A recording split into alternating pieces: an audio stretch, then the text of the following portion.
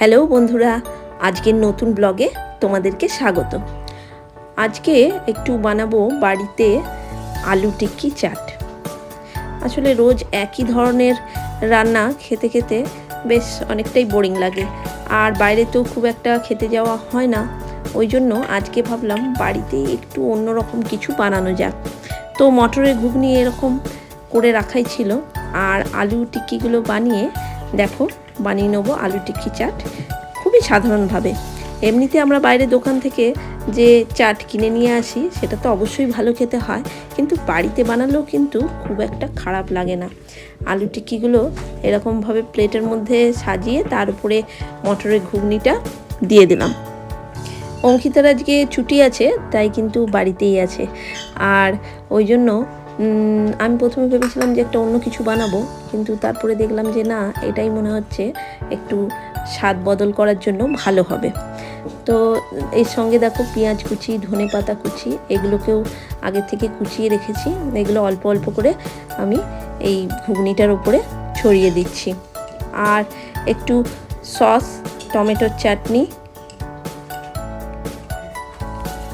আর একটু শসা ঝুরি করে কেটে রেখেছি। তো সেগুলো একে একে সব এর উপর দিয়ে দেবো।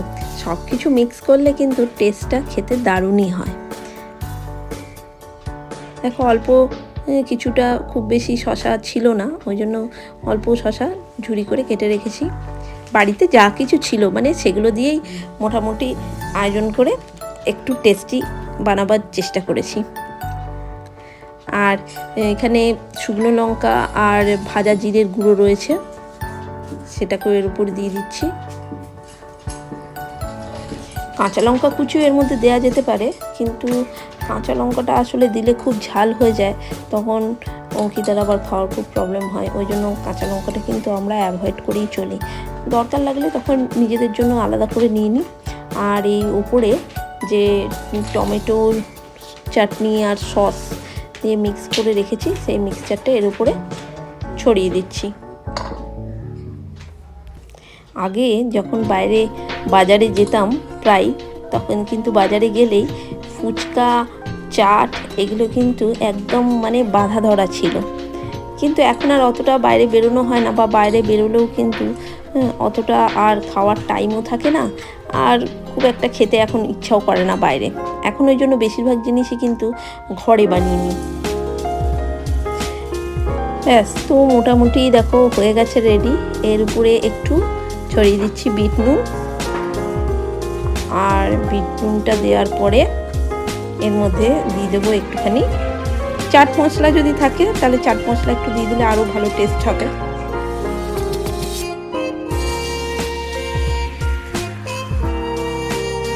এর উপরে দিয়ে দিচ্ছি যে শুকনো করে ভেজে রাখা যে জিরে আর শুকনো লঙ্কার গুঁড়োটা তৈরি করে রেখেছিলাম, সেই মশলাটা।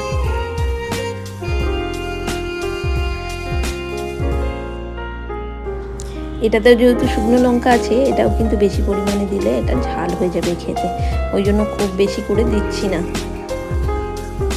অক্টোবর শেষ হতে চললো, এরপরে নভেম্বরের মোটামুটি মাঝামাঝি থেকে শীতের সবজিগুলো আসতে শুরু করলে তখন সেগুলো দিয়ে কিন্তু মাঝে মাঝে এটা ওটা নানা রকমের জিনিস বানিয়ে নেওয়া যায়। আর দেখো এর উপরে একটুখানি ঝুরি ভাজা আর ছিল কিছুগুলো পাপড়ি, সেগুলোকে ভেঙে এর উপরে সাজিয়ে দিচ্ছি। বিভিন্ন রকমের জিনিস দিলে কিন্তু খেতে টেস্টটা খুবই ভালো হবে, ওই জন্য। আর একটুখানি বেশ টক মিষ্টি চটপটা হলে কিন্তু অঙ্কিতার কিন্তু দারুণ পছন্দ এই সমস্ত জিনিস, আর অঙ্কিতার বাবাও খুব পছন্দ করে খেতে।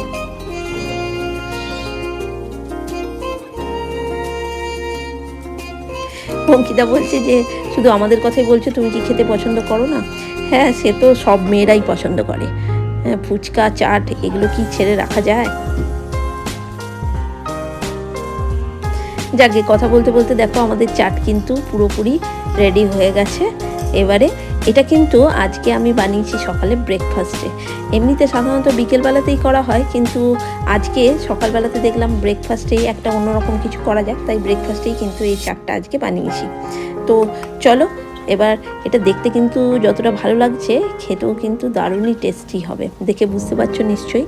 তো চলো এটা রেডি হয়ে গেছে, তাহলে তাড়াতাড়ি ব্রেকফাস্টটা করে নিই, পরের কোনো ভিডিওতে আবার তোমাদের সাথে দেখা হবে।